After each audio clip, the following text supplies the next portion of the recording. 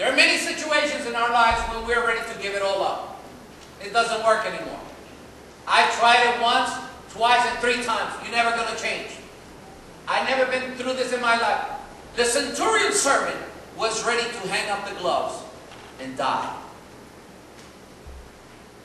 This woman was about to hang up her gloves and bury her son.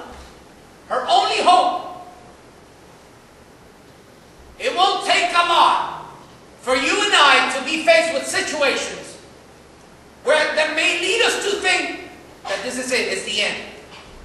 We're ready to give it up. I'm ready to give up, to give back the house that I know that God gave to me. I'm ready to lose it in foreclosure. I'm ready to give up on my marriage.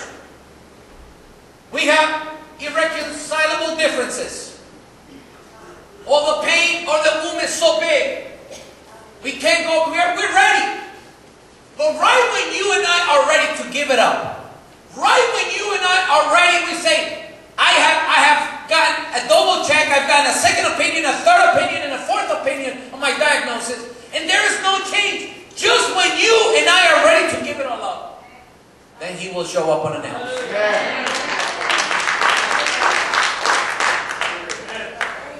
And the centurion man says, Jesus, I'm not worthy of you setting foot in my house.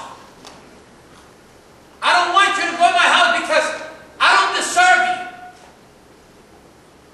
I don't deserve your visit. I'm not clean enough for you to visit me, to come under my roof. And Jesus turns around and says, I got to tell you, I'm amazed. I've never seen so much faith in a Gentile, in a Roman soldier. And what he did, and the centurion said, just say the word. Can you say with me, just say the word? Just say the word. Sometimes Jesus is going to say the word, and then sometimes Jesus is just going to say, stop. And that's what He did. His heart went out for this woman. He told her, don't cry. Then He went up to the coffin, He stopped it. If I put it in our terms, I imagine Jesus saying, where are you going? Where do you think you're going? He put His hands on the coffin because the coffin was the trophy that death had won over the life of this young man. How do you know there's a dead person? Look at the coffin. By Jesus touching the coffin, is Him saying, this is as far as you're going to get. Somebody ought to get excited about that. Jesus perhaps is saying to you and me today, whatever's troubling you, with the word that we just read, that's as far as it's going to get. And Jesus has shown up unannounced this Sunday morning for you and I to trust in Him instead of being engulfed in our sorrows, in our situations. Now, He walks up and He stops the coffin. He touches it. That's when life and death came into contact. I get goosebumps just by thinking about this. Then the next thing He says, He doesn't ask the men that are carrying Him to bring Him down. As a matter of fact, Jesus doesn't speak to death itself. Jesus addresses the man who is in need of a rebirth. And He said to the young man, young man, get up.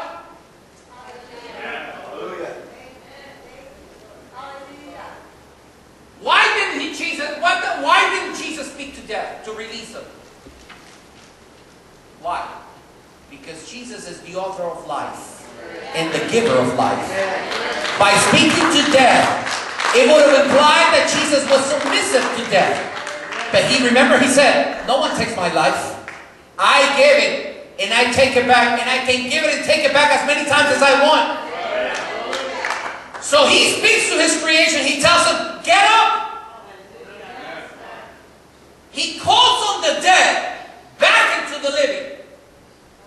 Now, this young man, if we know anything about a Jewish burial, is that depending on how traditional they are, the Jews don't have a week-long wake.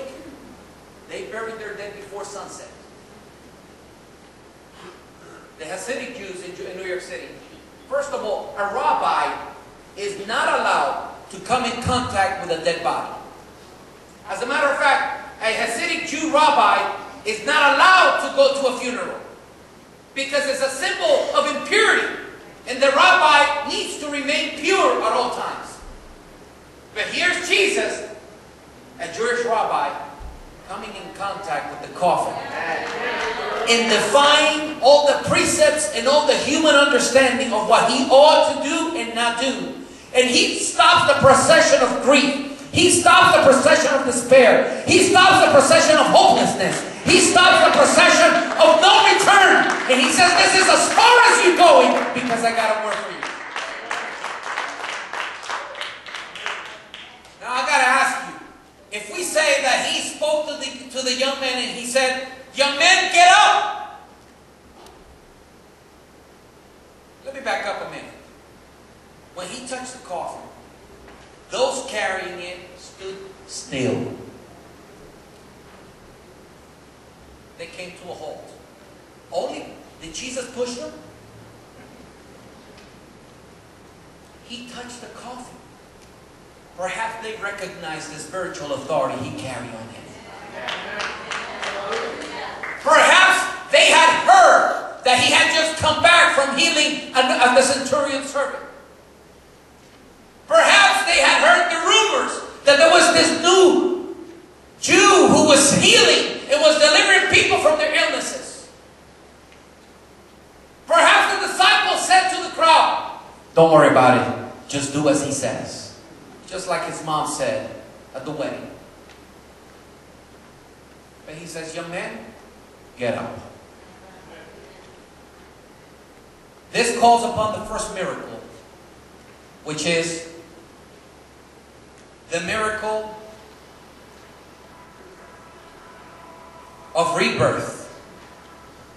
Jesus did not speak to death, but he spoke to the young man. So the young man will experience a rebirth, number one. Number two, the young man will get up. And number three, the young man will speak. Rebirth. A reposition of the human posture. A body that's alive cannot remain laying down all the time. You need to get up.